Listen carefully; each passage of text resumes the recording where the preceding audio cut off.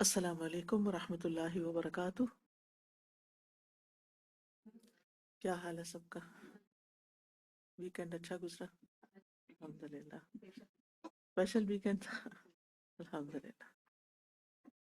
چلیے آج شروع کریں گے انشاءاللہ پیج 71 سے، دم اور تعویذ۔ نحمده ونصلی علی رسولہ الکریم، اما بعد فاعوذ باللہ من الشیطان الرجیم، بسم اللہ الرحمن الرحیم۔ رب اشرح لی صدری ویسر لی امری واحلل عقدۃ من لسانی یفقہوا قولی۔ دم اور تعویذ۔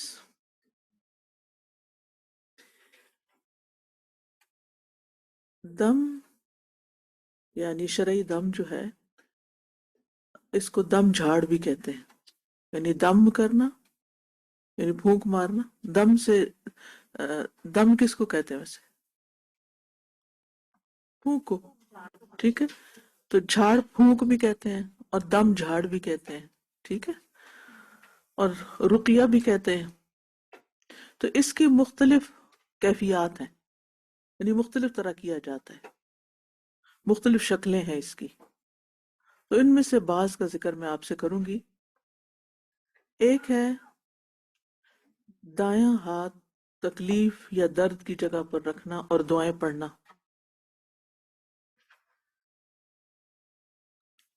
اور یہ صحیح سنت سے بھی ثابت ہے۔ صحیح بخاری میں آتا ہے، حضرت عائشہ کہتی ہیں کہ نبی صلی اللہ علیہ وسلم اپنے بعض اہل خانہ کو، یعنی اپنے گھر والوں کو، اپنی فیملی کو یہ دعا پڑھ کر دم کرتے اور اس پر اپنا دایاں ہاتھ پھیرتے، یعنی جس مریض کو دم کرتے اس پر ہاتھ بھی پھیرتے۔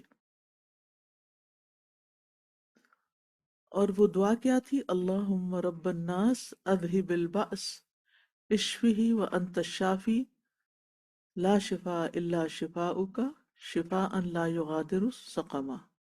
اے اللہ، لوگوں کے رب، تکلیف دور کر دے، اسے شفا عطا فرما، اور تو ہی شفا دینے والا ہے، تیری شفا کے علاوہ کوئی شفا نہیں، تو ایسی شفا دے کہ کسی قسم کی بیماری باقی نہ رہے، یعنی اس مریض کو بالکل ٹھیک کر دے۔ تو یہ کیسے دم ہے؟ یعنی پھونک بھی ماری جا رہی ہے اور ہاتھ بھی پھیرا جا رہا ہے۔ اب اگر تکلیف خود کو ہو تو پھر کیا کرے انسان؟ پھر بھی درد والی جگہ پر ہاتھ رکھے اور دعا پڑھے، جیسا کہ حدیث میں آتا ہے، صحیح مسلم کی حدیث ہے، عثمان بن ابی العاص ثقفی رضی اللہ عنہ سے روایت ہے کہ انہوں نے رسول اللہ صلی اللہ علیہ وسلم سے درد کی شکایت کی، جو انہیں اس وقت سے ہوتا ہے جب سے انہوں نے اسلام قبول کیا، یعنی بہت عرصہ ہو گیا کہ ان کو ایک درد شروع ہو گیا۔ تو رسول اللہ صلی اللہ علیہ وسلم نے ان سے فرمایا، جسم میں جس جگہ درد ہوتا ہے تم وہاں اپنا ہاتھ رکھو اور 3 بار بسم اللہ پڑھو، یعنی مثلا ہاتھ ہے تو یوں ہاتھ پہ ہاتھ رکھ کے بسم اللہ بسم اللہ بسم اللہ 3 دفعہ پڑھو، 7 بار یہ کہو اعوذ باللہ وقدرتہ من شر ما اجد واحاذر، میں اس چیز کے شر سے جو میں اپنے جسم میں پاتا ہوں اور جس کا مجھے ڈر ہے۔ انسان تکلیف میں خوف بھی محسوس کرتا ہے نا، اللہ اور اس کی قدرت کی پناہ میں آتا ہوں، یعنی اس تکلیف سے بچنے کے لیے میں اللہ کا سہارا لیتا ہوں، اپنے آپ کو اللہ کی پناہ میں دیتا ہوں، ٹھیک ہے؟ ایک ہے دوسرے پہ ہاتھ پھیرنا، ایک ہے اپنے جسم پہ ہاتھ رکھ کے دم کرنا، ٹھیک جی؟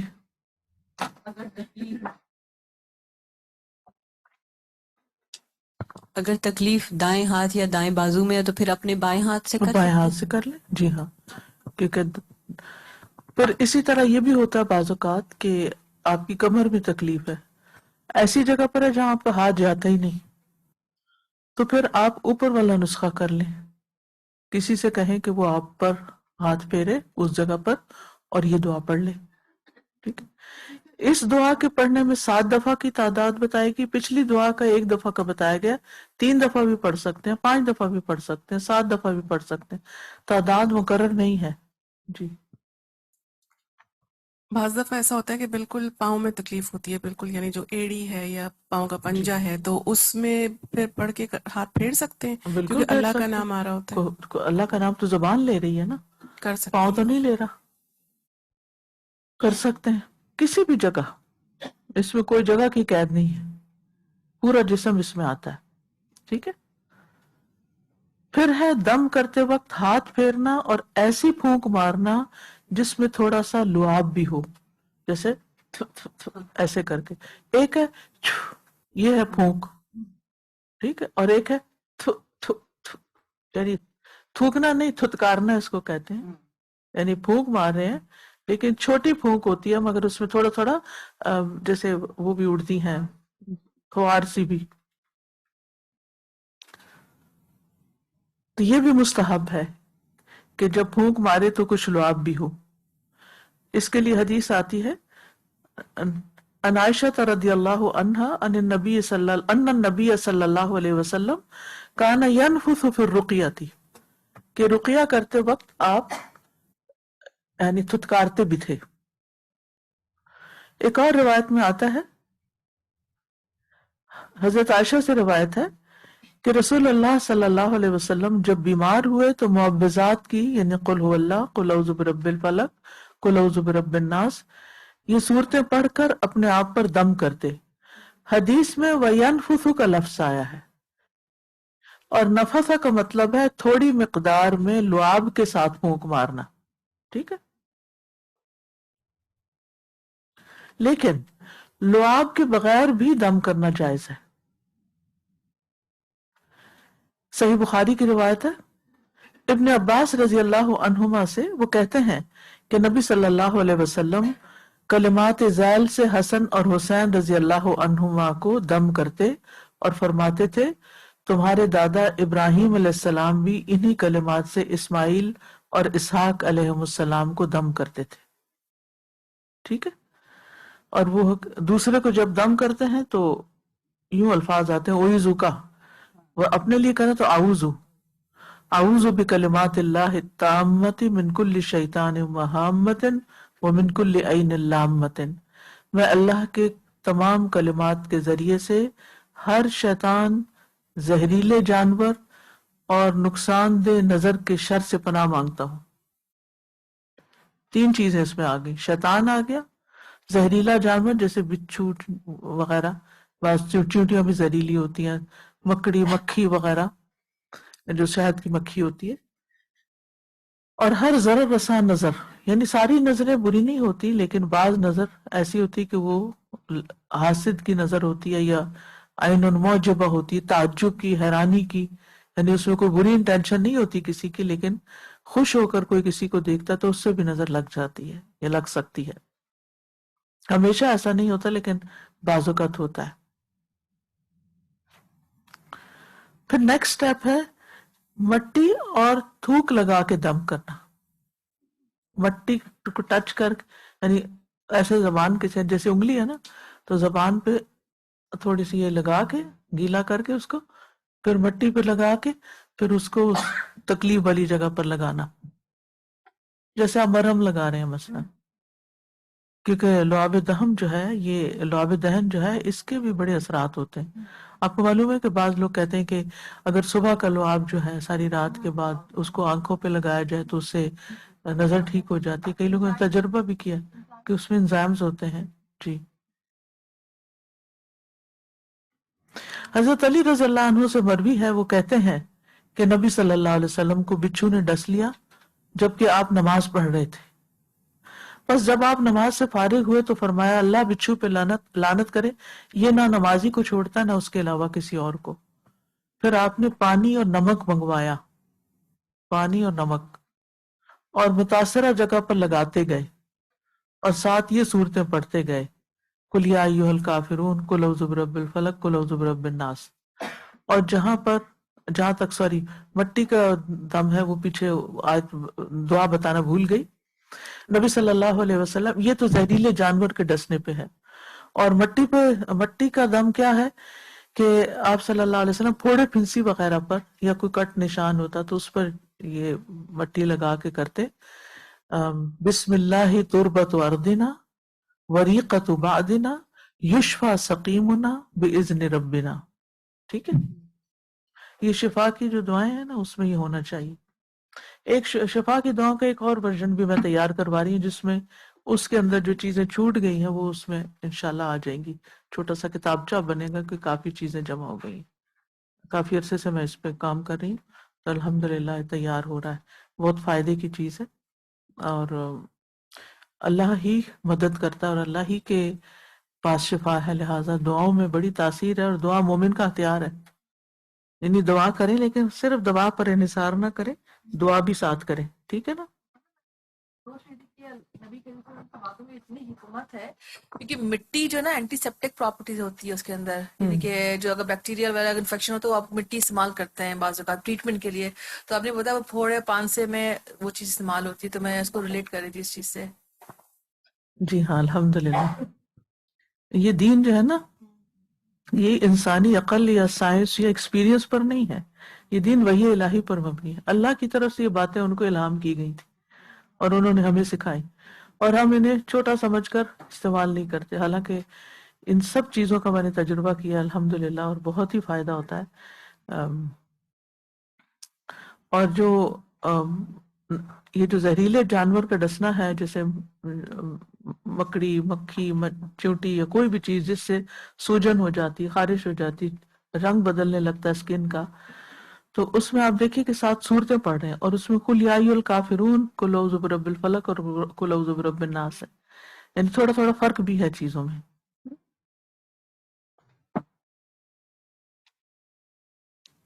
اب دم کی ایک اور کیفیت ہے یا ایک اور طریقہ ہے اور وہ پانی پہ دم کرنا. ٹھیک، تو پانی پر پھونک مارنے کی 2 قسمیں ہیں. ایک قسم جائز ہے اور ایک قسم ناجائز ہے.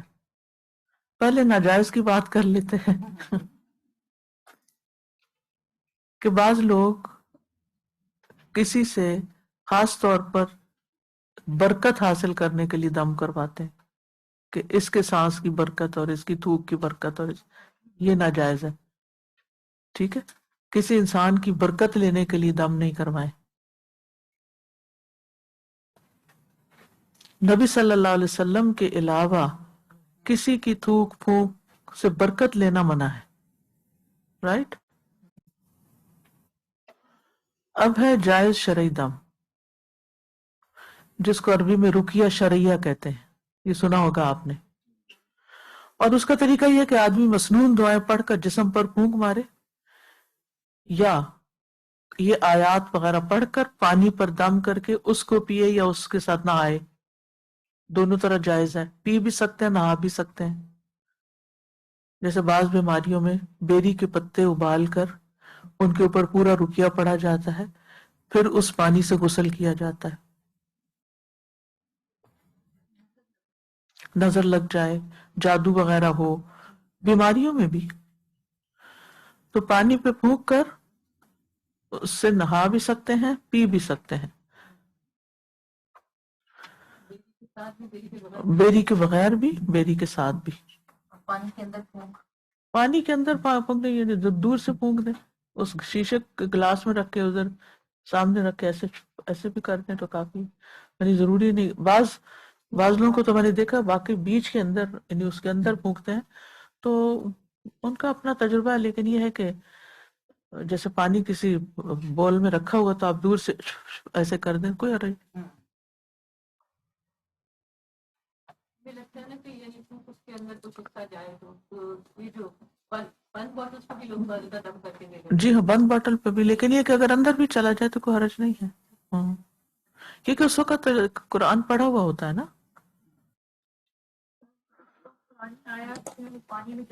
جی ہاں جی.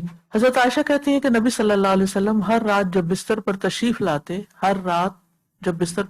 لاتے دونوں ہاتھوں کو ملا کر ایسے ملاتے، ہتھیلیاں ملا لینا یا ایسے، ان پر پھونک مارتے اور ان پر قل هو اللہ احد اور قل اعوذ برب الفلق اور قل اعوذ برب الناس پڑھتے. تو پھر ہاتھوں پہ پھونکتے اور پھر ان دونوں ہاتھوں کو جہاں تک ممکن ہوتا اپنے جسم پر پھیرتے. پہلے سر مبارک اور چہرے انور پر ہاتھ پھیرتے، پھر باقی جسم پر. ایسے کر نیچے تک. اگر آپ بیٹھے ہوئے ہیں بیٹھ کے کرنا آسان ہوتا ہے، میں تو بیٹھ کے ہی کرتی ہوں، تو اس میں پھر پاؤں تک بھی ہاتھ چلا جاتا ہے. پھر انسان پیچھے بھی اپنے جسم پر پھیر لے، یعنی جہاں تک ممکن ہو وہاں انسان پھیر لے. یہ ہر روز رات کو آپ کو کرنا چاہیے. جی آپ 3 مرتبہ یہ عمل کرتے ہیں، ٹھیک ہے. اگر 3 دفعہ کی ہمت نہیں، نیند آ گئی ہے تو 1 دفعہ بھی کر لیں، یعنی کریں صحیح، اپنے آپ کو خود جاڑیں. نہیں، 1 دفعہ پڑھ کے پھیر کے پھر دوسری دفعہ پڑھ کے پھیر کے پھر تیسری دفعہ پڑھ کے پھر نہیں 1 دفعہ، ٹوٹل 3 دفعہ. یعنی آپ یہ عمل 3 دفعہ کرتے، یا فعلوا ذالک 3 مرات، یعنی یہ نہیں کہ 3 3 دفعہ صورتیں پڑھتے بلکہ 3 دفعہ پورا عمل کرتے. تو اس میں یہ کہ عام دنوں میں یعنی مسنون تو یہی ہے کہ 3 دفعہ کریں، لیکن بعض اوقات ایسا ہوتا ہے نا کہ اس وقت بہت تھکاوٹ ہو جاتی ہے، یا نیند آنے لگتی ہے بیچ میں، تو 1 دفعہ بھی کر کے آپ سو سکتے ہیں. تو اس سے یہ پتہ چلتا ہے کہ ہاتھوں پہ اگر پھونکا گیا ہے اور پھر ان ہاتھوں کو پھیرا گیا ہے تو یعنی ہاتھ کیا بنے، وسیلہ بنے. تو ایسے پانی یا تیل، کوئی بھی چیز، دم اس پر کیا جا سکتا ہے. اس سے یہ دلیل لی جاتی ہے. یعنی اگر ہاتھ پر پھونکنا منع نہیں تو پانی پر پھونکنا بھی منع نہیں، اور تیل پر پھونکنا بھی منع نہیں. عوف بن مالک اشجعی کہتے ہیں ہم زمانے جاہلیت میں دم کیا کرتے تھے. ہم نے عرض کی اللہ کے رسول اس کے بارے میں آپ کا کیا خیال ہے؟ آپ نے فرمایا اپنے دم کے کلمات میرے سامنے پیش کرو، دم میں کوئی حرج نہیں جب تک اس میں شرک نہ ہو. ٹھیک ہے، تو مسنون دعاؤں کے علاوہ ایسے کلمات جن میں کوئی شرک نہیں ان کو بھی پڑھ سکتے ہیں. مثلا بعض لوگ قرآن مجید کا کوئی خاص حصہ پڑھ لیتے ہیں، پڑھ لیں، ٹھیک ہے. مثلا وہ کہتے ہیں فَكَشَفْنَا عَنْكَ غِطَاءَكَ وَبَصَرُكَ الْيَوْمَ حَدِيدٌ، ہاتھوں میں پڑھ کے آنکھوں پہ پھیر لیتے، کوئی بات نہیں. کیوں آپ جائز قرار دیں گے؟ اس حدیث کی بنا پر، یہ صحیح مسلم کی حدیث ہے، کنفیوز نہ ہونا کہیں، کیونکہ لوگ نا آپ کو کہیں گے یہ تو دم نبی صلی اللہ علیہ وسلم سے ثابت نہیں، یہ تم کہاں سے کر رہے ہو. یہ باتیں کرتے ہیں نا، یہاں آ کے پریشان کرتے ہیں لوگ، بہت ریجڈ ہو جاتے ہیں، سخت ہو جاتے ہیں، اور کہتے ہیں یہ تو مسنون کلمات نہیں، یہ تو مسنون دم نہیں. ٹھیک ہے، مسنون تو وہ دعائیں ہیں وہ بھی پڑھ رہے ہیں، لیکن اگر کسی خاص جگہ کی تکلیف کے لیے کچھ خاص آیات پڑھ لی جائیں تو وہ کفر نہیں ہے. کیونکہ آپ نے کیا فرمایا، عوف بن مالک اشجعی، صحیح مسلم کی روایت ہے، ہم زمانے جاہلیت میں دم کرتے تھے. ہم نے عرض کیا اللہ کے رسول اس کے بارے میں آپ کا کیا خیال ہے؟ آپ نے یہ نہیں فرمایا کہ تم یہ کلمات پڑھ کے بس کر سکتے ہو، اس کے علاوہ کچھ نہیں پڑھنا. آپ نے فرمایا اپنے دم کے کلمات میرے سامنے پیش کرو، کیا پڑھتے ہو؟ پھر کیا فرمایا، لا بأس بالرقى ما لم يكن فيه شرك، دم میں کوئی حرج نہیں جب تک اس میں شرک کی بات نہیں، یعنی اللہ کے علاوہ کسی اور کو نہ پکارا گیا. اگر کسی اور جنوں کو پکار رہے ہیں، ابلیس کو پکار رہے ہیں، شیطانوں کو پکار رہے ہیں تو پھر تو شرک ہی شرک ہے. لیکن اگر اللہ کو پکار رہے ہیں اس میں بھی، اور اللہ کا کلام پڑھ رہے ہیں، کیونکہ سارا قرآن شفا ہے، کہیں سے بھی پڑھ لیں آپ، ٹھیک ہے. اسی طرح آپ کو یاد ہو کہ پچھلے سال میں اپنی انگلی کے اوپر بینڈیج کیا کرتی تھی، تو اس کی سرجری ہوئی تھی، تو مجھے بہت فکر تھی پتہ نہیں یہ واپس اس کا کیا بنتا ہے، اس کا کیا نشان پڑتا ہے، کیسے ہوتا ہے. تو میں اس پہ یہ آیت پڑھا کرتی تھی، مسلمۃ لا شیۃ فیہا، یہ 2 3 دفعہ پڑھ کے میں اس پہ دم کر دیتی تھی. مسلمۃ کا کیا مطلب، صحیح سلامت، لا شیۃ فیہا اس میں کوئی نشان نہ رہے، ٹھیک، تو کوئی حرج نہیں. پھر اسی طرح مجھے یہ فکر ہے کہ بہت ٹیڑھی نہ ہو، تو لا تری فیہا عوجا ولا امتا، تو آہستہ آہستہ اللہ تعالیٰ وہ یہ بھی ساری سیدھی کر دے گا. پھر تو یہ آپ دیکھیے کہ یہ قرآن کی آیتیں ہیں نا، وہ مجھے صرف قرآن پڑھتے پڑھتے ایک دم سٹرک کی کہ ہے اس کا تو یہ مطلب بنتا ہے. تو اسی طرح پتھروں کے پھٹنے کی بات ہے، تو کچھ لوگ پتھری جب ہو جاتی ہے تو اس میں یہ آیتیں پڑھتے ہیں وَإِنَّ مِنْهَا لَمَا يَتَفَجَّرُ مِنْهُ الْأَنْهَارُ، وَإِنَّ مِنْهَا لَمَا يَشَّقَّقُ فَيَخْرُجُ مِنْهُ الْمَاءُ، تو کتنا ریلیونٹ ہے. تو ایسی آیتیں پڑھ سکتے ہیں، کوئی حرج نہیں ہے، کیونکہ ان میں شرک نہیں ہے، اللہ کا کلام ہے. اور ہوتا کیا ہے کہ وہ الفاظ جب اس سے ریلیٹ کر رہے ہوتے ہیں نا اس خاص بیماری سے، تو وہ آپ کے دل پہ اثر بڑا کرتے ہیں، آپ بہت دل سے ان کو پڑھ رہے ہوتے ہیں. آپ کیا کہہ رہی ہیں؟ جی، وہ میں بتا رہی تھی کہ کسی کو اپنا پین ہو رہا تھا، ڈلیوری کا نہیں ہو رہے تھے بچہ پیدا، تو وہ کہہ رہی تھی وَأَلْقَتْ مَا فِيهَا وَتَخَلَّتْ، وہ انہوں نے کہا کہ اس کو ریپیٹڈلی پڑھیں تو آپ جی، ڈلیوری. ابھی ریسنٹلی مجھ سے 2-3 دن پہلے کسی نے پوچھا کہ اس وقت میری بیٹی جو ہے وہ ڈلیوری روم میں ہے تو میں کیا کروں. تو میں نے کہا یہ پڑھیں، ریپیٹڈلی پڑھیں اس کو، کوئی حرج نہیں. آیت الکرسی بھی پڑھیں کہ شیطان سے محفوظ رہیں، اور یہ بھی پڑھیں، اللہ کا کلام ہی ہے نا. اور کوئی کسی نے بتایا کہ آنکھوں میں درد تھا ان کا، تو وہ پڑھتے تھے وَلَا يَعُودُهُ حِفْظُهُمَا. صحیح ہے. یہ آنکھوں کے درد کے حوالے سے کسی نے مجھے بتایا کہ ان کی آنکھوں کی جو ہے سرجری ہونے والی تھی اور وہ نہیں کروانا چاہ رہی تھی، تو انہوں نے اللہ نور السماوات والارض وہ پڑھتی رہیں اور اپنی آنکھوں پہ دم کرتی رہیں، تو اس سے ان کو شفا مل گئی تھی، وہ کہہ رہی تھی. ماشاء اللہ. تو اللہ کے کلام میں شفا ہے. اللہ نے خود کہا ہے وَنُنَزِّلُ مِنَ الْقُرْآنِ مَا هُوَ شِفَاءٌ وَرَحْمَةٌ. اگر آپ لوگوں سے قرآن سے شفا کا دروازہ بند کریں گے نا تو لوگ مصیبتوں میں کدھر جائیں گے؟ پھر غیر اللہ کی طرف جائیں گے. تو جو مباح چیزیں ہیں جن میں کوئی شرک نہیں، کوئی حرام چیز نہیں، ان کا دروازہ بند نہ کریں تاکہ لوگ یعنی اسی کلام کے ساتھ جڑے رہیں. تو اسی طرح پھر یہ ہے کہ اگر شرکیہ قول سے کوئی چیز پاک ہے، کوئی کلام، تو اس کو پانی پہ بھی پڑھ سکتے ہیں، پانی پہ پڑھ کے اس سے اس کو پی سکتے ہیں.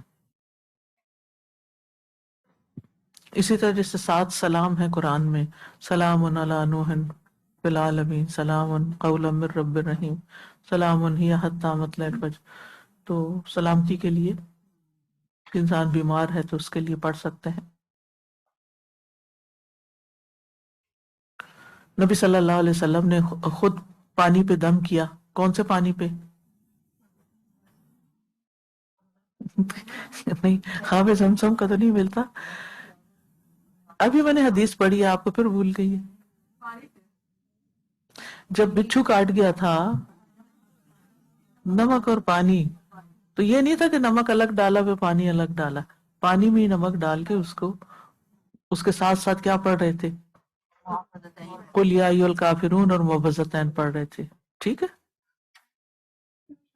اس میں نہیں آیا. ویسے تو 3 کل جو رات کو پڑھتے ہیں اس میں کل ہو اللہ ہے، لیکن اس میں نہیں ہے. یہ ایسے ہی لکھا ہوا ہے. ٹھیک ہے.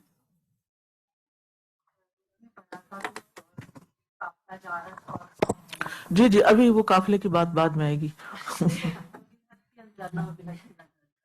جی ابھی آئے گا آگے انشاءاللہ.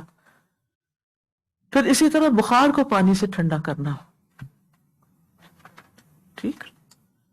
رافع بن خدیج کہتے ہیں میں نے نبی صلی اللہ علیہ وسلم سے یہ فرمان سنا، بخار جہنم کی بھاپ سے ہے، لہٰذا اسے پانی کے ذریعے سے ٹھنڈا کرو. پھر آپ عمار رضی اللہ عنہ کے ایک بیٹے کے پاس تشریف لے گئے اور فرمایا اکشف البأس رب الناس الہ الناس، تکلیف دور کر دے اے لوگوں کے مالک، اے لوگوں کے معبود. اکشف البأس ہونا چاہیے، اکشف البأس رب الناس الہ الناس. جی، تو اس سے کیا پتہ چلتا ہے کہ نبی صلی اللہ علیہ وسلم نے پہلے پانی پہ دم کیا، پھر وادی بطحان کی مٹی میں ملایا اور مریض پہ چھڑک دیا، یعنی اس میں مٹی ڈالی گئی اس پانی میں. تو اس سے یہ پتہ چلتا ہے کہ دم شدہ پانی جسم پر بہا سکتے ہیں. بعض لوگ کیا کہتے ہیں کہ جسم پہ کیسے بہائیں، جسم تو پاک نہیں ہوتا سارا، اور یہ وہ. اچھا، بعض لوگ کہتے ہیں کہ ہے واش روم میں ہم دم والے پانی سے جسم پہ بہا لیں. بھی آپ کے جسم کو لگ رہا ہے تو نیچے گر گیا تو کیا ہوگا؟ اس کے اندر کچھ نہیں گیا، وہ تو اس کے اثرات ہیں صرف. ٹھیک ہے نا، قرآن کے اثرات ہیں تو اس سے منع نہیں کیا گیا. ظاہر ہے کہ جب پانی ڈالیں گے تو جسم پہ رکے گا تھوڑی، بہے گا. نبی صلی اللہ علیہ وسلم یہ تھوڑی ثابت ہے کہ جب آپ بچھو کے کانٹے پہ پانی بہا رہے تھے تو وہ کسی برتن میں لے رہے تھے اور پھر اس برتن کو کہاں پھینکا. نہیں، ایسے تکلف کی ضرورت نہیں.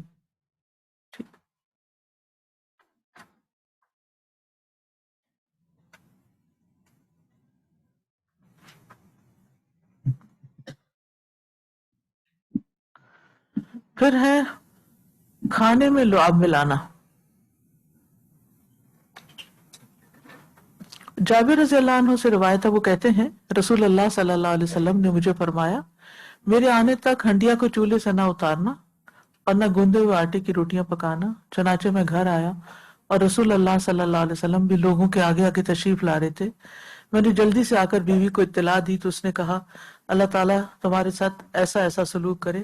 میں نے اسے کہا کہ جو تو نے کہا تھا میں نے وہی کچھ کہا آپ سے. وہ جب کھانے کے لیے بلانے گئے تھے نا غزوہ احزاب کے موقع پر. بہرحال اس نے آپ کی خدمت میں گوندا ہوا آٹا پیش کیا اور آپ نے اس میں اپنا لعاب ڈالا اور برکت کی دعا کی.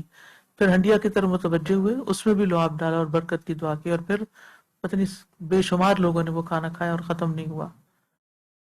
ٹھیک، تو اگر لعاب ڈال سکتے ہیں، یعنی یہ صرف نبی صلی اللہ علیہ وسلم ڈال سکتے تھے، ہم نہیں ڈال سکتے. دم کر سکتے، اس سے مطلب یہ ہے کہ دم کیا جا سکتا ہے. چھٹی دلیل، ایک اور دلیل ہے کہ انس رضی اللہ عنہ جو تھے وہ برتن میں 3 بار سانس لے لیتے تھے، اور انہوں نے روایت کیا کہ نبی صلی اللہ علیہ وسلم برتن میں 3 بار سانس لے لیتے تھے. برتن کے اندر جیسے پی رہے نا،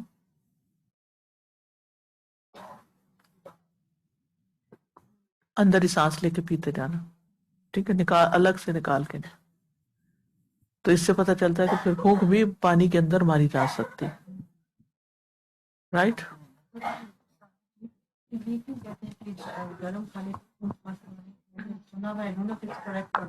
وہ الگ چیز ہوگی گرم کھانے والی، اس کو مجھے یاد نہیں کہ اس کی دلیل جی اوکے. سنا ہوا ہے ایسے ہی. پھر مصنف ابن ابی شیبہ میں حضرت عائشہ رضی اللہ عنہا سے پانی پر دم کرنا صحیح سند سے ثابت ہے. یعنی حضرت عائشہ رضی اللہ تعالیٰ عنہا ایسا کیا کرتی تھی. وہ کہتی تھی کہ انہا کانت لا ترى بأسا ان يعوض في الماء ثم يصب على المريض. ان کے ہاں، یعنی حضرت عائشہ کے ہاں اس میں کوئی حرج نہیں کہ پانی میں دم کیا جائے پھر اسے مریض پر بہایا جائے. ٹھیک. احمد بن حنبل، امام احمد بن حنبل کے بیٹے صالح فرماتے ہیں جب میں بیمار ہوتا تو میرے والد پانی کا پیالہ لیتے، اس پر پڑھتے، دم کرتے اور مجھے کہتے کہ اس پانی میں سے پی لو اور اپنے ہاتھوں اور منہ کو دھو لو. اس کے بعد فرماتے ہیں کہ میں نے اپنے والد کو دیکھا کہ وہ پانی پر دم کرتے اور اس پر پڑھتے، پھر اسے پی لیتے اور اپنے اوپر بہا لیتے. یعنی وہ دوسرے کے ساتھ بھی کرتے اور اپنے لیے بھی کرتے تھے.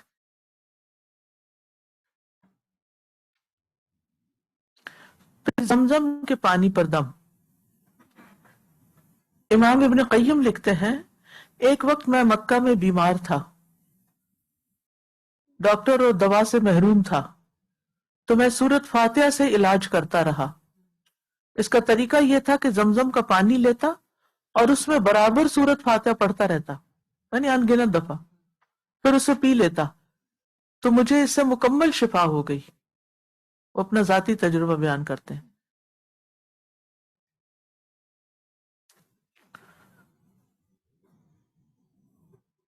تو اکثر علماء کا یہ طریقہ کار رہا ہے. جی ہاں، اور زمزم کا پانی جو ہے ویسے بھی اس میں شفا ہے، جس مقصد سے پیا جائے اس مقصد کو پورا کرتا ہے.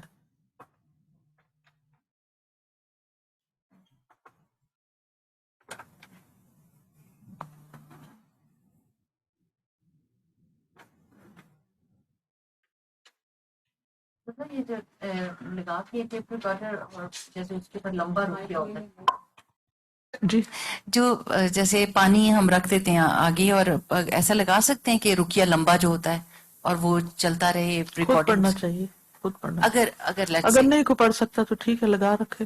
جی اچھا، اسی طرح یہ روایت بھی ملتی ہے کہ نبی صلی اللہ علیہ وسلم نے برتن کے اندر سانس لینے سے منع کیا ہے. ٹھیک ہے، تو اس وجہ سے پھر یہ ہے کہ احتیاط کا تقاضا یہ کہ انسان باہر سے یا دور سے ایسے کر دے، برتن میں منہ ڈال کے نہ کرے بلکہ دور سے کر لے. یہ جو سورۃ الرحمان کا سننا ہے اور بعض یہ کہتے ہیں کہ ابھی ٹھہر جائیے، کیونکہ وہ تو قرآن سے شفا، جادو جہاں آئے گا مزید پھر اور بات کریں گے. ہم ابھی دم پہ ہیں، ہم ٹاپک پہ رہیں تو بہتر ہے. اس میں آپ دیکھیے کہ اس علماء یہ کہتے ہیں کہ عام پینے والے پانی میں سانس لینا منع ہے، دم کی اجازت ہے. کیونکہ دم اور عام سانس میں فرق ہے. کیا فرق ہے؟ اس میں کلام اللہ پڑھا ہوا روز ویسے سانس لے رہے ہیں، ٹھیک ہے. کیونکہ پھونک سے ویسے اگر پھونک ماری جائے تو جراثیم بھی ہوتے ہیں نا انسانوں کی پھونک میں. جی اچھا جناب. اب دم کرنے والے شخص کے لیے کچھ امور لازم ہے، یعنی جو دم کر رہا ہے وہ خود کرے یا کوئی بھی کرے تو اس کو کچھ چیزیں ذہن میں رکھنی چاہیے. ایک چیز یہ ہے کہ جس کو دم کیا جا رہا ہے وہ یہ عقیدہ رکھتا ہو کہ شفا دینے والا اللہ ہے، یہ بندہ نہیں ہے. یہ یاد رکھنا ہے. کبھی یہ نہ کہیں کہ میں یہ کروں گی تو دوسرے کو شفا ہو جائے گی، میرے ہاتھ میں کچھ نہیں ہے. جی ہاں. پھر اسی طرح جس کو دم کیا جا رہا ہے وہ دم کی بے ادبی نہ کرے. اور بے ادبی میں کیا چیز ہے کہ انسان کہے کہ بس یہ ایسے ہی کر رہے ہیں، اس کا کوئی فائدہ نہیں ہے. اور پھر اسی طرح یعنی یقین بھی رکھے کہ اللہ کے کلام میں شفا ہے. پھر یہ کہ جس کو دم کیا جا رہا ہے وہ اللہ کی نافرمانی سے بھی رکے. خالی دم نہیں فائدہ دیتا، آپ کو نماز بھی پڑھنی ہے، دعائیں بھی کرنی ہے، اللہ کے آگے گڑ گڑانا بھی ہے، حرام کام بھی چھوڑنے ہیں. چوتھی چیز یہ ہے کہ انسان قضاء و قدر پر ایمان رکھے، صبر سے کام لے اور وہ اللہ سے اجر کی نیت رکھے. ٹھیک ہے.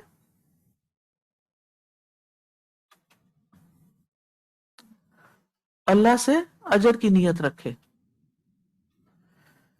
دیکھیے ہم سب خوف اور غم کا شکار ہوتے ہیں کسی نہ کسی طرح، تھوڑے یا زیادہ، کبھی نہ کبھی. غم کس کا ہوتا ہے؟ ماضی میں گزرے ہوئے واقعے کا. اور خوف کس چیز کا ہوتا ہے؟ آنے والے وقت کا. تو غم کا علاج، غم کے لیے کیا کرنا چاہیے؟ صبر. واہ ویلا نہیں کرنا چاہیے، جزا فضا نہیں کرنی چاہیے. اور مستقبل کے بارے میں کیا کرنا چاہیے؟ توکل. توکل. ٹھیک ہے. تو کیوں؟ اس لیے کہ سارے امور اللہ کے ہاتھ میں ہیں، وہی ہر چیز کو ٹھیک کرنے والا ہے. تو یہ ان دو چیزوں سے آپ نجات پا جائیں گے. انہ من یتقی و یصبر فإن اللہ لا یضیع اجر المحسنین. اچھا، دم کے سلسلے میں کچھ اور چیزیں بھی.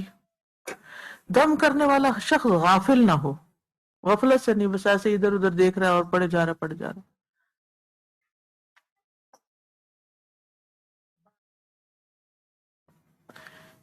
افضل تو یہ باوضو ہو، لیکن اس کے بغیر بھی کیا جا سکتا ہے کیونکہ سب ہر وقت ممکن نہیں ہوتا. بغیر وضو کے قرآن پڑھنے کی اجازت ہے. اچھا، بعض اوقات یہ ہوتا ہے کہ کسی حکمت کی بنا پر اللہ تعالیٰ شفا میں تاخیر کر دیتا ہے، تو دم کو بلیم نہیں کرنا چاہیے کہ دم کا کوئی فائدہ نہیں ہوا. دم کا فائدہ ہوتا ہے چاہے دیر سے ہو.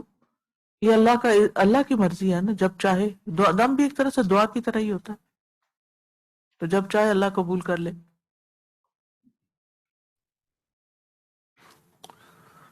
بعض چیزیں ایسی، بعض بیماریاں ایسی ہیں کہ وہ کسی بڑی مصیبت سے بچنے کا ذریعہ بنتی ہیں. مثلا بخار جو ہے، اس سے جسم کے بہت سے ٹاکسنز جل جاتے ہیں، ختم ہو جاتے ہیں. اب اگر ایک دن بخار ہوا انسان کے آج ہی اتر جائے تو اللہ چاہتا نہیں ابھی تھوڑے سے اس کی بیماری اور دور ہو جائے پھر اترے، تو اس میں بے صبرا پن نہ ہو.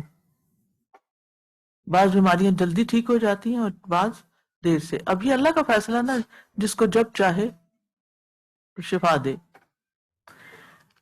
اب کیا کسی سے کہہ سکتے ہیں تم مجھے دم کر دو؟ جی، افضل تو یہ ہے کہ انسان اپنے آپ کو خود ہی دم کر لے. ابھی طریقے بتائے نا، ٹھیک ہے. جیسے نبی صلی اللہ علیہ وسلم خود پہ ہر روز دم کرتے تھے، رات کو بھی کرتے تھے اور جب بیمار ہوتے تھے جب بھی کرتے تھے. لیکن اگر انسان کو دم کی ضرورت پیش آ جائے اور وہ خود دم کرنے سے یعنی عاجز ہے، بیمار ہے، کمزور ہے، حافظہ کام نہیں کر رہا، دیکھ کے نہیں پڑا جا رہا، تو پھر کیا کرے؟ کسی اور سے دم کی درخواست کر لے.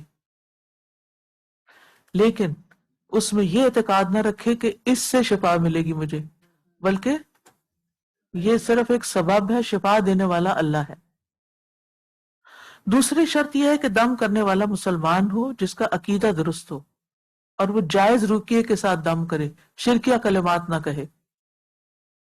واضح؟ ام سلمہ رضی اللہ اچھا اب کسی سے دم کی درخواست کر سکتے ہیں یا نہیں، اس کی دلیل کیا ہے؟ ام سلمہ رضی اللہ عنہا سے روایت ہے کہ نبی صلی اللہ علیہ وسلم نے ان کے گھر میں ایک لڑکی دیکھی جس کے چہرے پر سیاہ دھبے تھے، چائیاں تھیں. آپ نے فرمایا اسے دم کراؤ، دم کراؤ، کیونکہ اسے نظر بد لگی ہے. استرقوا لہا، یعنی کسی سے طلب کرو. ٹھیک ہے، تو یہ کہہ سکتے ہیں کہ دم کر دو. اور یہ بھی ہے کہ بعض روایات میں آتا ہے نا کہ کچھ 70,000 لوگ بغیر حساب کے جنت میں جائیں گے، وہ دم نہیں کرواتے کسی سے. تو اب یہ ہے کہ یعنی 3 چیزیں تھی نا اس میں، دم نہیں کرواتے، بدشگونی نہیں لیتے، اور اپنے رب پر توکل کرتے ہیں. حدیث بخاری میں موجود ہے. جی تو خود تو کر سکتے ہیں نا، منع نہیں ہے. تو دم جو ہے دعا کی ایک قسم ہے.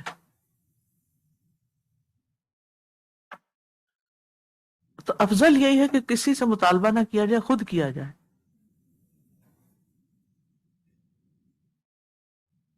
جیسے یہ ایسے ہی ہے جیسے کسی سے مطالبہ نہیں کرتے کہ میرے لیے دعا کرو، مطالبہ نہیں کرتے، پیچھے نہیں پڑ جاتے.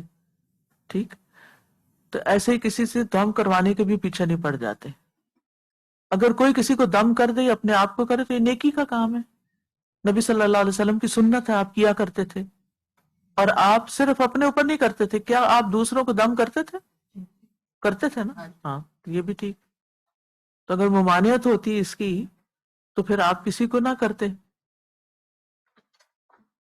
لیکن آپ کسی سے مطالبہ نہیں کرتے تھے کہ تم مجھ پہ دم کرو. ٹھیک ہے، لیکن ضرورت ہو تو پھر کروایا بھی جا سکتا ہے. بعض بیماریاں ایسی ہیں کہ جس میں آپ کو مدد طلب کرنی پڑتی ہے، مدد لینی پڑتی ہے. نبی صلی اللہ علیہ وسلم نے حضرت عائشہ کو حکم دیا کہ وہ دم کروائیں، اور آپ نے ام جعفر کو حکم دیا کہ وہ اپنے بچوں کو دم کروائیں، اس میں کوئی حرج نہیں. اور اگر داغ لگوانے سے بھی منع کیا گیا نا، جلا کے علاج کرنا. لیکن اگر کوئی اور علاج نہ اور وہی علاج ہو تو پھر کروایا جا سکتا ہے وہ بھی. اور اس میں کوئی حرج نہیں کہ انسان کسی موبائل سے یا کسی کمپیوٹر سے کچھ دعائیں سن لے، یا رقیہ سن لے، یا سورت رحمان سن لے، یا کوئی اور چیز سن لے. یعنی قرآن مجید کا سننا بھی شفا کا باعث بنتا ہے. مثلا سورت البقرہ آپ خود پڑھیں، بہت اچھا ہے. لیکن اگر نہیں پڑھ سکتے تو آپ گھر میں چلا دیں، ایسا کرنے میں کوئی حرج نہیں. ٹھیک ہے، یعنی آپ گھر سے نکل رہے ہیں، آپ پلے بٹن آن کر دیں، آپ کے پیچھے پوری سورت البقرہ پڑھی جائے گی. کیونکہ سورت البقرہ جس گھر میں پڑھی جاتی ہے اس سے شیاطین بھاگ جاتے ہیں. اب اسی طرح کیا ایک عورت مرد سے دم کروا سکتی ہے؟ اب آپ کہیں گے کہ اتنی ساری باتیں آج، کیونکہ یہ وہ سوال ہیں جو آپ کے ذہن میں اٹھتے ہیں، ایک جھجک سے آتی ہے، پتہ نہیں یہ کرے کہ نہ کرے، یہ کرے یا وہ کرے. ابھی یہ ایگزام میں، یہ کتاب میں تو کوئی نہیں یہ باتیں، لیکن ان کو اسائنمنٹ میں دینی چاہیے تاکہ پتہ چلے یہ کیا فتوے دیں گے جا کے باہر. کیونکہ بعض اوقات ہم لوگوں پہ ناروا پابندیاں لگاتے ہیں اور ان کی زندگی مشکل کرتے ہیں. تو جو چیزیں جائز ہیں، جن کی رخصت ہے، جن کی دلیل آپ کو مل گئی ہے، ان کو کرنے میں کوئی حرج نہیں ہے. ٹھیک ہے، بلکہ چھوٹے بچوں کو ہی سکھانا چاہیے. اگر وہ کہے کہ یہاں پیٹ میں درد ہو رہی، اچھا چلو ہاتھ رکھو پیٹ پہ، اچھا میرے پیچھے یہ دوہراؤ، اچھا پھونک مارو اپنے آپ کو. سیلف ہیلپ سکھائیں، سیلف ہیلپ. یہ بہت بڑا کانسیپٹ ہے آج کے دور میں، اس پہ ہزاروں کتابیں لکھی گئی ہیں سیلف ہیلپ پہ. اور بات بھی یہی ہے کہ جب تک اللہ بھی ان لوگوں کی مدد کرتا ہے جو اپنی مدد آپ کرتے ہیں. اگر آپ اپنے لیے خود کچھ نہیں کر رہے اور صرف دوسرے کو کہہ رہے ہیں کہ وہ آپ کے لیے سب کچھ کر دے، تو یہ وہ کس دل سے کرے گا؟ ٹھیک ہے، پہلے آپ خود کریں. ہاں جہاں مدد کی ضرورت ہے آپ اس سے مدد لے سکتے ہیں، دوسرے سے مدد لینے میں کوئی ممانعت نہیں ہے. اچھا، اسی طرح یہ کہ بہتر ہے کہ عورت خود کو خود دم کر لے یا کوئی اور عورت کر دے، یا پھر ہسبینڈ کر دے، بھائی کر دے، باپ کر دے، ماموں چچا محرم رشتہ دار کر دیں. لیکن اگر کوئی بھی نہیں ہے ان میں سے، کیونکہ لوگوں کے حالات ایسے نہیں ہیں کہ ان کو سورت فاتحہ بھی ٹھیک پڑھنی آتی ہو، ہیں ایسے لوگ بھرے پڑے. چلے سورت فاتحہ تو آتی ہوگی لیکن اس کے علاوہ جو رقیہ میں پڑھی جاتی ہیں آیات وغیرہ وہ نہیں پڑھ سکتے، تو پھر کیا ہے؟ اور بعض اوقات کوئی اور ایسا اویلیبل ہی نہیں ہوتا تو پھر کروا سکتے ہیں. لیکن شرط یہ ہے کہ عورت کے جسم میں سے کسی حصے کو نہ چھوئے. یعنی یہ نہ کہ اچھا اپنا ہاتھ دو مجھے میں تمہیں دم کرتا ہوں یہ نہیں ہونا چاہیے. ٹھیک ہے جی، حق کر کے کر رہے ہیں. استغفر اللہ. اچھا جی، تو ان چیزوں کو یعنی شریعت کی جو حدود ہیں ان کو مد نظر رکھیں. رائٹ. اسی طرح اس کی پیشانی پہ نہ ہاتھ رکھے، اس کے جسم کے اوپر ہاتھ نہ رکھے، دور سے دم کر دے. بعض اوقات یہ ہوتا ہے کہ مریض کے کسی جسم کے حصے میں درد ہوتی ہے نا، اور وہاں ہاتھ رکھنا ضروری ہوتا ہے یا ہاتھ پھیرنا، تو ساتھ کسی محرم عورت کو لے لیں اور وہ اسے کہیں تم ہاتھ پھیرتی جاؤ اور میں پڑھتا جاتا ہوں. ٹھیک ہے، یہ بھی ہو سکتا ہے. یا تو اور انسان خود پھیر لے، رکھ لے، یا پھر کوئی اور عورت. اچھا، دم کرنے والے اور ڈاکٹر میں فرق ہوتا ہے. ٹھیک ہے نا، فزیو تھراپسٹ اور دم کرنے والے راکی میں فرق ہوگا، کیونکہ فزیو تھراپی پھونکوں سے نہیں کی جا سکتی، اس کے لیے ہاتھ لگانا ضروری ہے. یا ڈاکٹر کو معائنہ کرنا ضروری ہوتا ہے. بعض اوقات فیمیل ڈاکٹر ہوتی ہے، اس کو میل کا کرنا پڑ جاتا ہے، بعض اوقات میل ہوتا ہے فیمیل کا کرنا پڑ جاتا ہے. تو ان دونوں میں فرق ہے.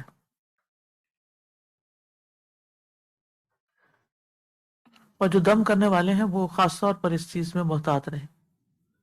اسی طرح کوئی مسلم نان مسلم کو دم کر سکتا ہے؟ بالکل کر سکتا ہے. ٹھیک ہے جی، نہیں شرکیہ تو کر ہی نہیں سکتے نا. مسلم نان مسلم کو کر سکتا ہے، لیکن مسلم کو نان مسلم سے نہیں کروانا چاہیے، کیونکہ آپ کو نہیں پتا وہ کیا پڑھ رہا ہے. جی قرآن وہ پھر کچھ اور پڑھے گا، پتہ نہیں اس میں کیا ہوگا، جنتر منتر پڑھے گا وہ کوئی، تو وہ پھر اس میں.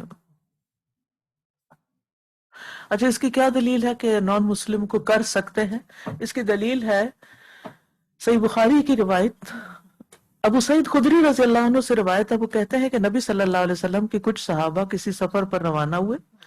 جاتے جاتے انہوں نے عرب کے قبیلے کے پاس پڑاؤ کیا اور چاہا کہ اہل قبیلہ ان کی مہمانی کریں، مگر انہوں نے اس سے صاف انکار کر دیا. اسی دوران میں اس قبیلے کے سردار کو کسی زہریلی چیز نے ڈس لیا. ان لوگوں نے ہر قسم کا علاج کیا مگر کوئی تدبیر کارگر نہ ہوئی. کسی نے کہا تم ان لوگوں کے پاس جاؤ جو یہاں پڑاؤ کیے ہوئے ہیں، رکے ہوئے ہیں، شاید ان میں سے کسی کے پاس کوئی علاج ہو.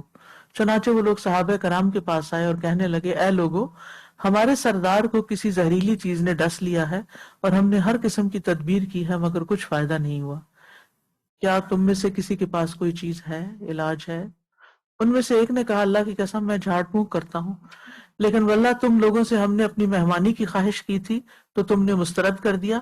اب میں بھی تمہارے لیے جھاڑ پھونک نہیں کروں گا جب تک تم ہمارے لیے کوئی اجرت مقرر نہیں کرو گے. آخر انہوں نے چند بکریوں کی اجرت پر ان کو راضی کر لیا کہ ہم اتنی بکریاں تمہیں دیں گے تو کر دو. چنانچہ صحابہ میں سے ایک آدمی گیا اور سورت فاتحہ پڑھ کر دم کرنے لگا تو وہ شخص ایسا صحت یاب ہوا گویا اس کے بند کھول دیے گئے، اٹھ کے چلنے پھرنے لگا. ایسا معلوم ہوتا تھا کہ کوئی بیماری ہے ہی نہیں. راوی کہتے ہیں ان لوگوں نے ان کی مقررہ اجرت ان کے حوالے کر دی تو صحابہ آپس میں کہنے لگے اسے تقسیم کر لو، لیکن دم کرنے والے نے کہا ابھی نہیں. حتیٰ کہ ہم نبی صلی اللہ علیہ وسلم کی خدمت میں پہنچ کر واقعے کا ذکر کریں گے اور معلوم کریں گے کہ آپ اس کے بارے میں کیا فرماتے ہیں۔ چنانچہ وہ رسول اللہ صلی اللہ علیہ وسلم کی خدمت میں حاضر ہوئے اور آپ سے واقعہ عرض کیا تو آپ نے فرمایا تمہیں کیسے معلوم ہوا کہ سورت فاتحہ سے جھاڑ پھونک کی جاتی ہے؟ تمہیں کیسے پتا چلا؟ یعنی اس سے پہلے آپ صلی اللہ علیہ وسلم نے ایسا کچھ نہیں سکھایا تھا۔ پھر فرمایا تم نے ٹھیک کیا۔ کیوں؟ اس لیے کہ اس میں آتا ہے نا ایاک نعبد و ایاک نستعین، ٹھیک ہے، یہ ہے اصل دم اس میں، اللہ کی تعریف ہے، پھر ایاک نعبد و ایاک نستعین ہے، پھر اہدنا الصراط المستقیم۔ پھر فرمایا تم نے ٹھیک کیا، اور بکریاں یعنی لینا بھی، اور فرمایا انہیں تقسیم کر لو، بلکہ اپنے ساتھ میرا حصہ بھی رکھو۔ یہ کہہ کر نبی صلی اللہ علیہ وسلم مسکرا دیے۔ آپ نے یہ کیوں کہا؟ یہ نہیں تھا کہ کوئی نعوذ باللہ آپ کو لالچ تھی یا آپ کو ایک موقع ہاتھ آ گیا کہ ان سے کچھ لینے کا، نہیں، سو مقصد یہ تھا کہ یہ حلال ہے، اگر میں لے سکتا ہوں تو تمہارے لیے بھی حلال، یعنی اپنی مثال ایک طرح سے کئی موقعوں پہ آپ دیتے ہیں نا، تو اس لیے آپ نے اپنا بھی ذکر کر دیا۔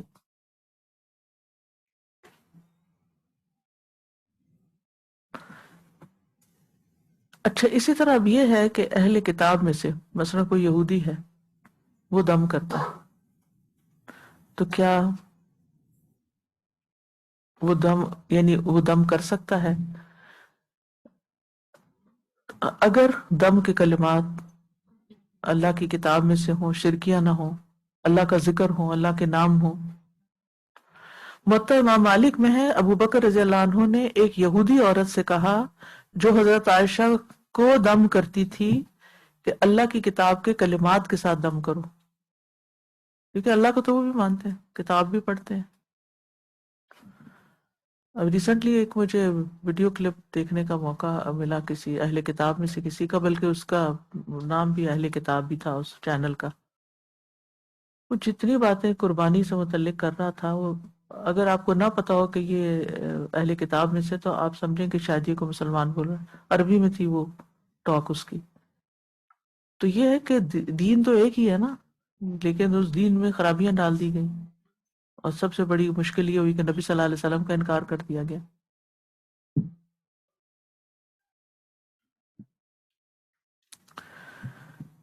اب کیا پیریڈز والی عورت دم کر سکتی ہے؟ ایک اور سوال ہے جی۔ اگر ضرورت پڑ جائے تو کوئی حرج نہیں، ٹھیک ہے، اگر ضرورت پڑے تو کوئی حرج نہیں۔ افضل یہی ہے کہ پاک طاہر انسان کرے، وضو شرط نہیں ہے نا جی۔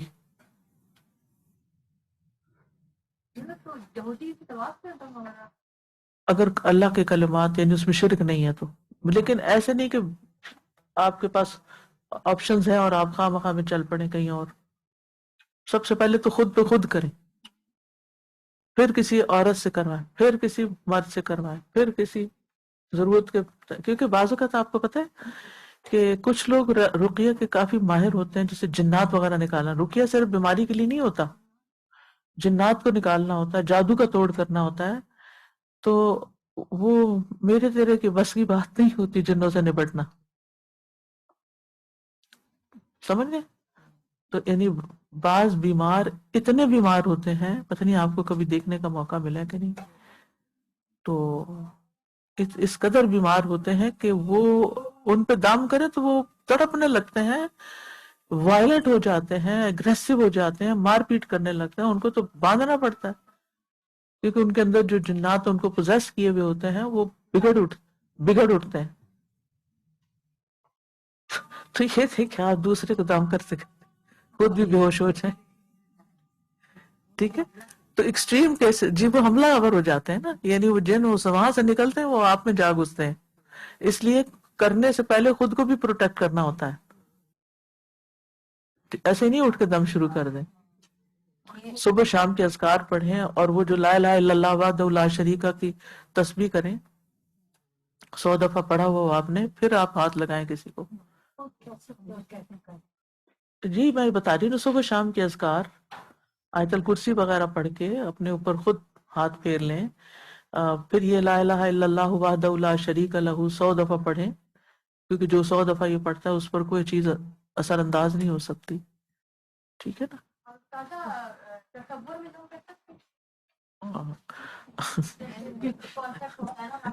یہ میں نے تصور نہیں کیا تھا. اس کو اچھا سوال ہے, میں دیکھتی ہوں اس کے اوپر. یعنی کہ بعض لوگ ایسے بھی کرتے ہیں نا کہ بچہ امریکہ پڑھنے کے لیے گیا ہوا ہے تو وہ پاکستان میں بیٹھ کے اس پہ دم کر رہے ہوتے ہیں. جی ایسا اکثر سنا ہے نا, تو دیکھتی ہوں میں اس کے کوئی دلیل ملتی ہے تو. اچھا, اسی طرح یہ ہے کہ بعض اوقات جانوروں اور بے جان چیزوں کو بھی دم کیا جاتا ہے. جی اب ایسا کوئی, یعنی اس میں کوئی حرج نہیں ہے, کیونکہ وہ حسد کی نظر ان کو لگ جاتی ہے نا.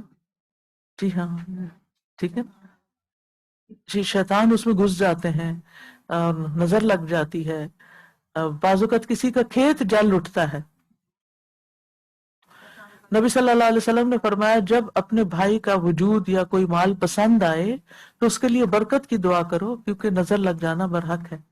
میرے سسر خود ایک واقعہ سناتے ہیں. وہ کہتے ہیں کہ ایک شخص آیا بڑا پریشان ان کے پاس کہ ان کی بکریاں مر رہی ہیں اور پتہ نہیں کیا کیا ہو رہا ہے, تو آپ میرے ساتھ چلیں اور دم کر دیں. وہ عالم تھے ماشاءاللہ.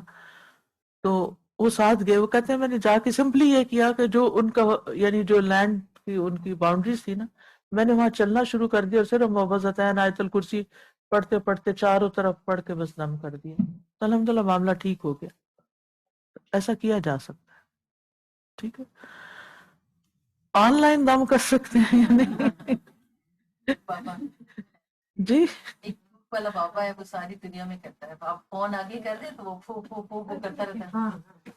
اچھا, والا بابا کیا پھونکو سرکار. سرکار. اچھا, آپ کو بہت معلومات ہے.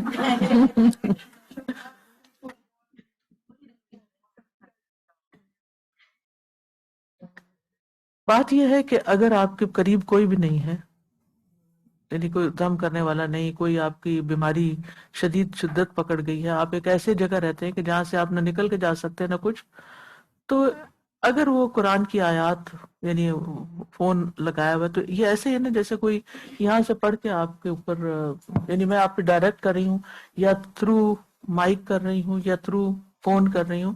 تو بات تو یہ ہے نا کہ ایک پڑھ رہا ہے اور دوسرا سن رہا ہے, اور پھر جو اس کے پاس کوئی ہے وہ اس کے جسم پر ہاتھ پھیر دے, یا بعض اوقات مارنا بھی پڑتا ہے جو جن شن ہوتے ہیں نا ان کو. تو ٹھیک ہے, پکچر کا تو مجھے نہیں پتا, نہ میں نے سوچا. پکچر پہ تو کوئی جادو تو میں نے سنا ہے کہ پکچروں پہ ہوتے ہیں. جی تصویر پہ ہوتا ہے, حسد بھی ہوتا ہے. ٹھیک ہے جی. تو یعنی افضل تو یہی ہے کہ بغیر کسی واسطے کے دم کیا جائے, ڈائریکٹ بیٹھ کے اس کے پاس. اس سے اثرات اور طرح ہوتے ہیں. لیکن پھر میں نے یہ کہا کہ پھر میں یہ سمجھتی ہوں کہ اگر کوئی اور طریقہ نہیں ہے, دس از دا لاسٹ ریزورٹ, تو کوئی حرج نہیں ہے. جی آپ کچھ. جی استاذہ, جیسے آپ یہ کہہ رہی ہیں آیت الکرسی اینڈ قل هو اللہ احد, تو there was a very viral clip, everybody knew, تھوڑے ٹائم پہلے آیا تھا. In Russia there is a woman, she's the on the top for doing black magic, right? And there was an interview and he's asking her کہ آپ سب پہ جادو کرتی ہو تو سب پہ کس کا پہ کرنا سب سے زیادہ مشکل ہے. And she said کہ مسلمانوں کے اوپر, اور اسپیشلی then she tried کہ کیوں نہیں ہوتا میرا ان لوگوں کے اوپر. Then she said کہ I tried and I figure out کہ جب میں ان پہ کرتی ہوں نا تو they use their mental power and everything. So in her head she says کہ the people they read something, ان کے اوپر ایک ایسے ڈوم بن جاتا ہے, تو جو بھی میں کرتی ہوں وہ ان کے اوپر نہیں جاتا. And that was آیت الکرسی.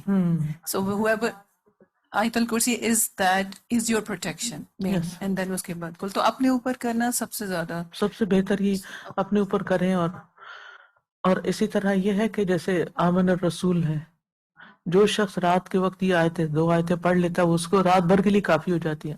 مغرب کی اذان کے بعد ہی پڑھ لیا کریں. جی جی, ان کا اصل وقت یہی ہے. جو ہی رات شروع ہو مغرب کی اذان کے بعد ساتھ ہی پڑھ لیں. رات کے سونے کا انتظار نہ کریں, اور اگر رہ گئی تو سوتے وقت پڑھ لیں. مغرب کی نماز میں بھی پڑھ سکتے ہیں بالکل. جی آپ پیچھے راحت مائک لے لیجیے. استاذہ جی, تسبیح جو ہم صبح پڑھتے ہیں, لا الہ الا اللہ وحدہ لا شریک لہ لہ الملک و لہ الحمد وهو علی کل شیء قدیر, اس کی اتنی فضیلت ہے کہ کوئی کلپ میں دیکھ رہی تھی, اس میں عربی میں وہ تھے، وہ کہہ رہا تھا کہ ایک کپل آیا، انہوں نے راکی کو بولا کہ میری وائف کو کوئی پرابلم ہے، اور اس نے دم کرنا شروع کیا تو اس نے کہا ہاں کچھ ہے پرابلم، تو میں پڑھوں گا اور وہ اس میں سے نکل آئے گا. تو اس نے راکی نے بولا کہ یہ نکلے گا اور یہ میرے اندر آنا چاہ رہا ہے جو جن ہے.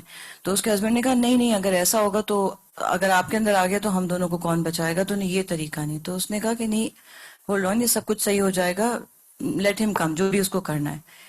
جب اس نے بہت زیادہ پڑھا، وہ عورت تھوڑی ریلیف ہوئی، اس کی بیوی. تو جب جن نے باقاعدہ سے مخاطب ہو کے کہا کہ میں تمہارے اندر نہیں آ سکتا کیونکہ تم نے 100 دفعہ وہ تسبیح پڑھی ہوئی ہے صبح. بالکل. تو یقین ہمارے اندر ہو تو واقعی آپ جو اتنا جو بتا رہی کہ ہمارے علاج اس لیے ہم نہیں کر پاتے کہ ہمارے اندر یقین کی کمی ہوتی ہے. یقین کی کمی ہے. اللہم زدنی ایمانا و یقینا و فہما. السلام علیکم، وعلیکم سب السلام. کو عید مبارک. خیر تو مبارک. میں کہہ رہی ہوں کہ اگر آپ کا بلیو بڑا ہونا، جیسے اللہ اکبر، اللہ سب سے بڑے ہیں، جی تو ہاں اللہ کے اذن کے بغیر کچھ بھی نہیں ہو سکتا. بالکل. تو باقی جو ہم ہر روز آیت الکرسی پڑھتے ہیں ہر نماز کے بعد اور موضوعین پڑھتے ہیں، تو اس سے وہ بھی پروٹیکشن ہوتی ہے. اور دم اس بندے سے بھی کروا سکتے ہیں جو توحید پر ہو اور زیادہ اس کا درجہ اوپر ہو، یعنی اسے کہا جا سکتا ہے جو واقعی یعنی عملی طور پہ زیادہ بہتر ہو. خود بھی کریں، لیکن بعض اوقات ایسے بندے سے کہا جا سکتا ہے جو بندہ صحیح جی لیول اس کا ایمان کا زیادہ، جیسے پروفٹ کا ان کا زیادہ مرتبہ تھا، مقام جی تھا. اور دوسرا یہ انہوں نے بکریاں اس لیے لی ہوں گی کیونکہ کوئی آدمی نیک ہو نہیں سکتا جب لالچی آدمی نیک نہیں ہو سکتا زیادہ. تو بکریاں لینے کی حکمت یہ بھی ہوتی ہے کہ اگر کچھ لوگ خرچ نہیں کرتے جس کی وجہ سے ان پر وہ بال پڑتے ہیں، بیمار ہو جاتے ہیں، جب خرچ کرتے ہیں تو ان کی مصیبتیں ویسے ہی ٹل جاتی ہیں. تو یہ بھی ایک مقصد ہوتا ہے، ان سے نکلوانے کا طریقہ ہوتا ہے کہ ذرا یہ دو نا، کھانا جب نہیں دیا تو اور وہ کیا نکالیں گے، تو اس لیے ان سے بکریاں لیں. تو یہ کیونکہ صحابہ اور نیک، صدقے سے بھی علاج ہوتا ہے نا. ہاں کیونکہ صحابہ اور نیک لوگ لالچی نہیں ہوتے، ان کو لالچ نہیں ہوتی، وہ کسی حکمت کے تحت. وہ تو انہوں نے کہا نا کہ تم نے ہماری مہمانی نہیں کی تو ہم بھی تمہارا کام نہیں کریں گے. ان کو سبق سکھانا چاہتے تھے نا کہ آئندہ بھی کوئی مسافر آتا ہے تو ایسا نہیں کرتے، کیونکہ اس دور میں کھانا نہ کھلانے کا مطلب یہ ہے کہ مسافر بھوکے مرے. جی استاد ہمارے گھر میں نا ایک بلی ہے، تو جب سمر آتا ہے نا تو وہ باہر گھومنے پھرنے کی بڑی شوقین ہے. تو وہ دروازے پہ نا اسکریچ کرنے لگ جاتی ہے اگر اس کو باہر نہ نکالیں. تو پھر میں اسے نکال دیتی ہوں، وہ پھر سیر سپاٹے کر کے اپنے واپس آ جاتی ہے. تو ایک بار کیا ہوا، وہ میں مغرب کے ٹائم سے پہلے اس کو اندر لے لیتی ہوں نا، تو وہ ایک بار واپس نہیں آئی. جب رات تک میں آوازیں دیتی رہی پھر آئی. اچھا اس کی نا کچھ آواز بدلی ہوئی تھی اور وہ عجیب سا بہیو کر رہی تھی. تو میرے ہسبینڈ کہنے لگے کہ شاید بیمار ہے یا کیا، اس کو لے جانا پڑے گا ویٹ کے پاس نا.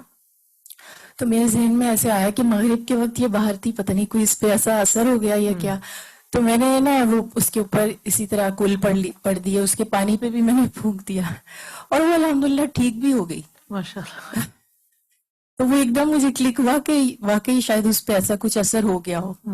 بالکل منع کیا گیا نا بچوں کو بھی خاص طور پہ باہر نکلنے سے، کیونکہ شیاطین پھیل جاتے ہیں. ٹھیک ہے، ٹائم ہو چکا ہے. جزاکم اللہ خیرا.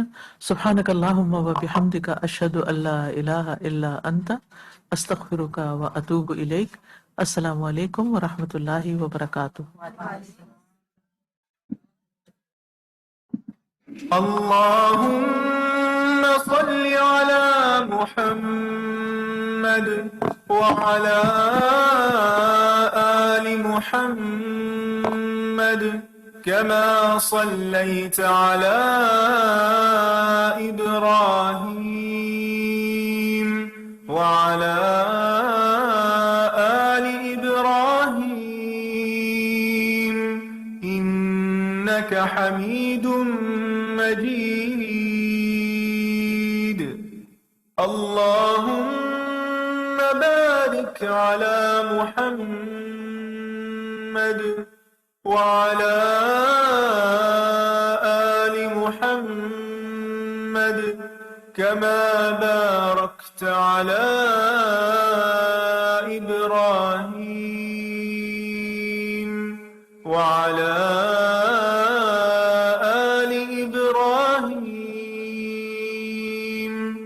إنك حميد مجيد.